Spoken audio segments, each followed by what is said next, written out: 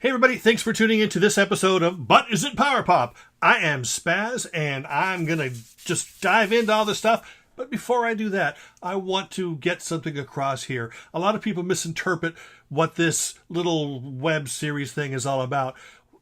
But Is It Power Pop isn't really me defining what Power Pop is, because Power Pop is not this little segregated section of guitar jangle pop. It is actually this big expansive world where it all interlocks and whatever you want to call it.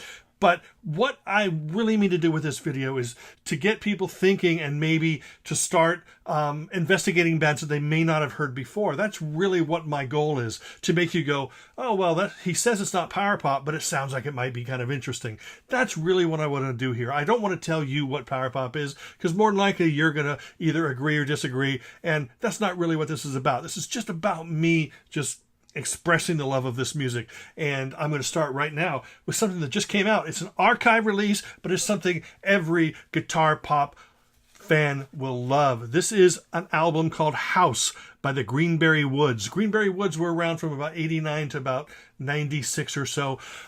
These are recordings that they, demos and stuff that they had actually planned to be on Rapple Dapple and Big Money Item to a lesser extent, but these are songs that have never been released. So these are all vintage recordings from the the mid 90s, and they are compiled on here. It's a fabulous release. If you do like the Greenberry Woods, if you like Splitsville, and then Ira's band, C.L. Blake, and other bands like that, you may want to check out my podcast called Beach Blanket Fort Bingo, because I feature an exclusive interview with Ira, Brent, and Matt from Greenberry Woods, and we talk about this album and their whole career. Is very interesting. But this right here is just a fabulous release. It just came out. You really need to own that. I believe you can get it on Bandcamp. You can get it on CD Baby. You can get it on Cool Cat Music. Whatever you do, get it. Fantastic stuff here. Here is a band. It's a modern band. Band that's been around for a few years, and I've sort of followed them on the sidelines for a while. My friend Adam Waltermeyer is really a big supporter of this band. It's Vegas with Randolph. Here's the brand new album right there. This is real edgy, tough power pop. Yes, it is power pop, but it could also be considered being alternative rock or melodic alternative rock, because sometimes, some of that stuff isn't that melodic. But there's the new album there called Legs and Luggage. And here are 3 previous Vegas with Randolph. You may want to check them out. They're definitely a cool band to listen to. Crunchy, melodic, nice harmonies, nice hooks. Definitely check out Vegas with Randolph. Next up, we've got the psychedelic pop, psychedelic power pop, I guess, of the Gripweeds. Gripweeds are one of those bands that sounds like they were really influenced by, Beatles' Revolver album. I mean, not so much like the Rooks, but definitely that type of stuff. Great hooks and harmonies, and really in-your-face, powerful stuff that you should definitely check out. This is a brand new album that just came out, thanks to Marty Scott and Gem Records. Definitely check that out. Spider Pop has just released the brand new Bill Lloyd album. Wow! Bill Lloyd. A lot of people have put this on the top of their lists. It is fantastic. It's classic Bill Lloyd. It's melodic. It's more of a roots sound, less Beatley, more of a American power pop sound. And that's really where he's been coming from all along. And that is a perfect example. That's the brand new Bill Lloyd. That is on Spider Pop Records. Everybody needs to own everything that Spider Pop puts out. So you should definitely check them out. They also put out Lanny Flowers. They put out Danny Wilkerson. They put out the Penguins. They put out the Beyond Belief tribute to Elvis Costello that John Borak put together. Bill Lloyd. Also on Spider Pop, 2-track EP by Pat Buchanan. Right there. Both of those songs are fantastic. He hasn't put out anything really poppy for a while, or actually under his own name, that would fit into the power pop genre. But it's Gatefold Sleeve. Everybody loves a Gatefold Sleeve. I think Billy Lloyd Gatefold Sleeve as well. Okay, now maybe it's not as exciting when it's a CD, but it is exciting for me since I don't collect vinyl. Anyway, let's go to some classic old new wave. This is Those Ex-Cleavers. This is not really power pop. It's an interesting Milwaukee band. Pop-oriented, but definitely closer to new wave, I guess you would say. Quirky. Let's put it this way, like, you know how sometimes you listen to a band and you go, oh, that's a great song, and you know, that sounds timeless or whatever. These are really good songs, yes, but they sound like they were created in the early 80s.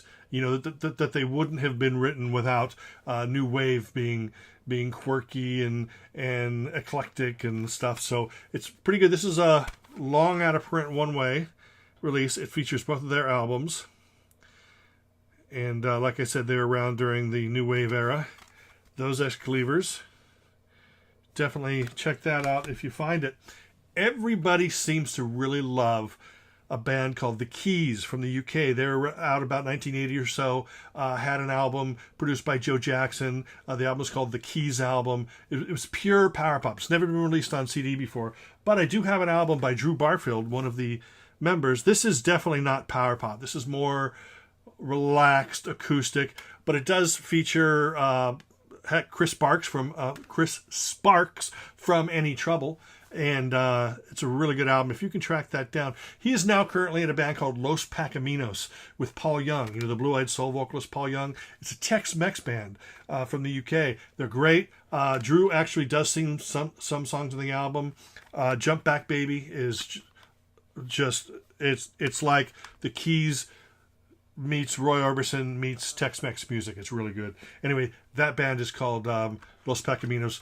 This right here, like I said, is a solo album from Drew Barfield. This isn't particularly power pop. It's very melodic. He has a great voice, if you didn't notice on those Keys albums. Anyway, here's a soundtrack to the movie Doggy Poo. No, it's not power pop. I just wanted to bring it to your attention that there is a movie and a soundtrack called Doggy Poo. This is absolutely stellar. Everybody knows it already.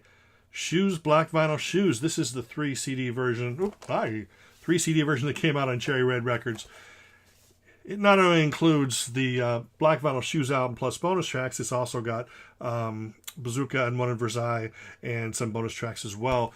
This, just Black Vinyl Shoes with the bonus tracks is worth, I'd say, maybe cutting off a couple fingers for. It's really, really great. Definitely great stuff. Here's a band, interesting. Fickle Pickle had one album out. Fickle Pickle, you think, oh, that's probably stupid stuff, right? Well, I guess if you're into maybe Sabbath and Deep Purple, you know, might be considered stupid stuff. But if you're into good melodic music, the liner notes sort of describe them as somewhere in between Abbey Road and early 10cc, falling in between there. You know, that's really not that far off. It's also, I'd say, maybe sounds like it could have been No Dice era, Badfinger, and some other bands from that period. Just, you know, really sort of hook-oriented, and maybe the reason they didn't catch on was because they were just constantly putting out music and not really paying attention to what was popular at the time, you know, music getting edgier. These guys were just kept getting more melodic. Interesting thing is they put out one album, and that one album is here along with bonus tracks, plus a whole disc of previously unreleased recordings and live in the studio stuff. So Fickle Pickle, if all you had was like an album and maybe a single or two, or if all you had was a single, you've got all this material to dig into. It is called A Complete Pickle, and it's absolutely fantastic. One of the things that they're best known for is Maybe I'm Amazed by Paul McCartney. On the first McCartney album, everybody loved it. Paul never released it as a single. So these guys took it into their own hands, recorded a pretty faithful version of the song, and it sounds really good. And that's probably their best known musical moment. And that is contained here on disc 1 as a bonus track. Also, I believe it's part of the live stuff as well. They do some covers. They do like I Need You by America and some stuff. But generally speaking, most of it is all original, and it's really good. DM3, Don Mariani. Everyone knows him from like the Stems and the Some Loves and lots of other stuff. This was a collection of great stuff.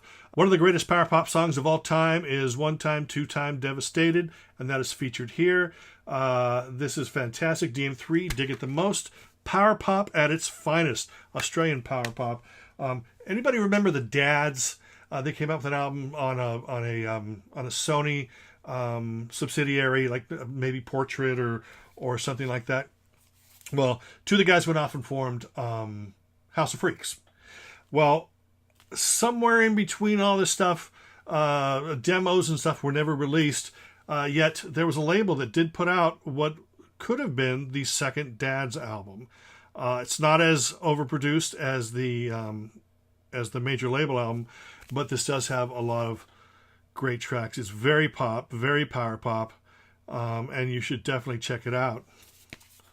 There it is, the Dads. If you find on vinyl the first album by the Dads, you may want to check that out too. That's really good, very poppy.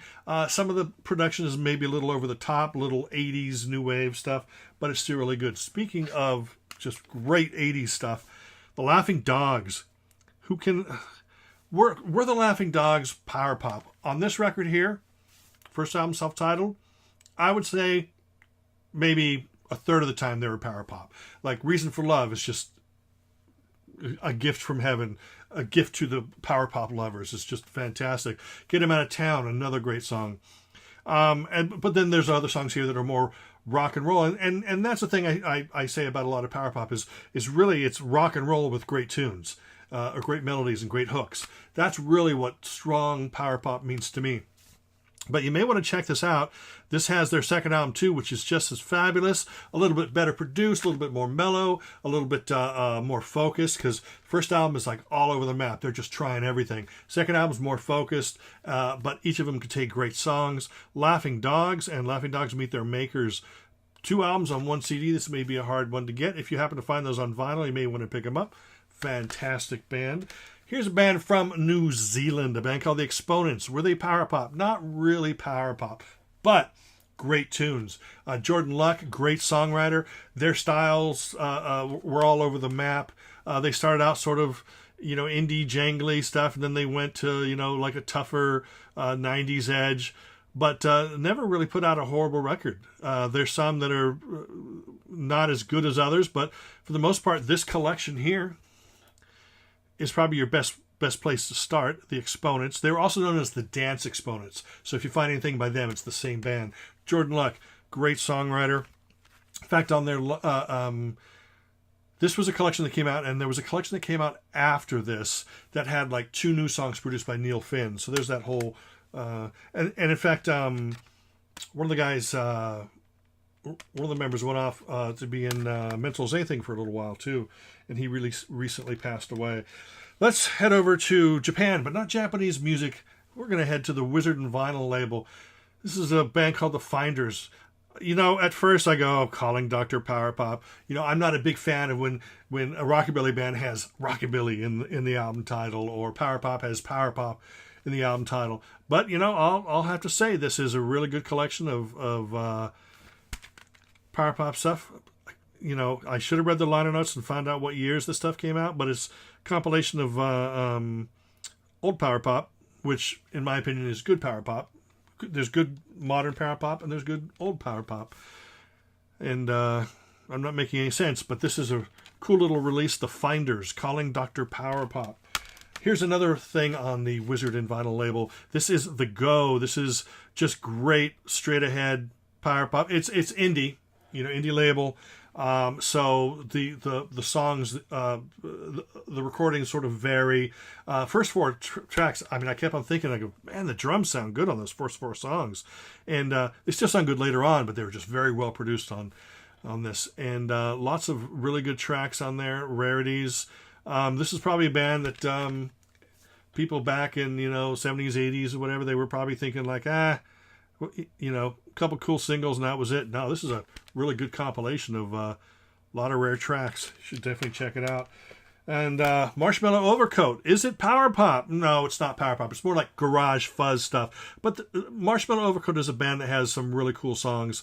So if you find anything used or anything new, definitely check it out. A lot of Farfisa organ and fuzz guitar and sort of lowish vocals and stuff. We're not talking Cookie Monster metal, but it's not like happy. Oh, right on. It's more like a that kind of attitude. It's not it's not all sunshine and flowers. But the last thing I'm going to talk about right now, Mr. Michael Carpenter. He is an Australian singer-songwriter, producer, musician, and he's been at this for many, many years. I've been aware of him for about the last 20 years. I always call him the Australian Lanny Flowers. If you're familiar with the music of Lanny Flowers, Michael is really along those lines. He's got he's got the songwriting chops down. He knows how to layer the harmonies perfectly, and the energy's there. And if you're a Michael Carpenter fan and never heard Lanny Flowers, well, just remember Lanny Flowers is the American Michael Carpenter. Anyway, back to this. They both know how to knock him out, and Michael Carpenter's been doing this for many, many years. This album dates back 20 years, I guess, on the Not Lame Records label. But you see, thing about Michael Carpenter's, I lost track of, because he's got so much great records, and there's periods in your life where you can't afford stuff, and or you may miss releases and stuff. So I've got other Michael Carpenter releases and like samplers and things like that, but there are huge holes in my Michael Carpenter collection. I can assure you that. But everything that he puts out is just fantastic. And not only did he put out a bunch of solo releases, he's also got stuff under the name The Finkers, too. This one's on the Pop Boomerang label. This one's on the Wizard... Yeah, the Wizard and Vinyl... Or Wizard and Vinyl label? Yeah, this one's on the Wizard and Vinyl label. Anyway, but that's it for now. I mean, I've got tons more stuff here. I've been going through the garage, going through my closets, and finding all this great stuff to talk about. But I can barely find time to make videos because I'm too busy working on my Beach Blanket Fort Bingo podcast. And remember, on Woody Radio on Thursday nights, you can tune into my show, Skip Diving with SPAZ. You can hear a lot of this stuff.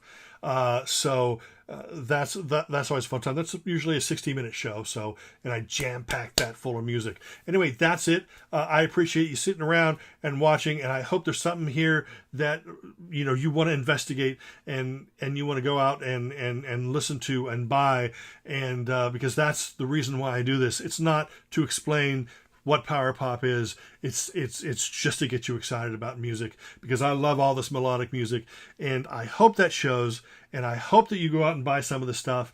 And if you agree, that's, oh my gosh, that's fantastic. If you disagree, oh my gosh, that's fantastic. Doesn't matter. The thing is you're thinking, you're motivated, and you want to hear more. That's what it's all about. Music is magic. Magic is music. And that's it. Smell you later.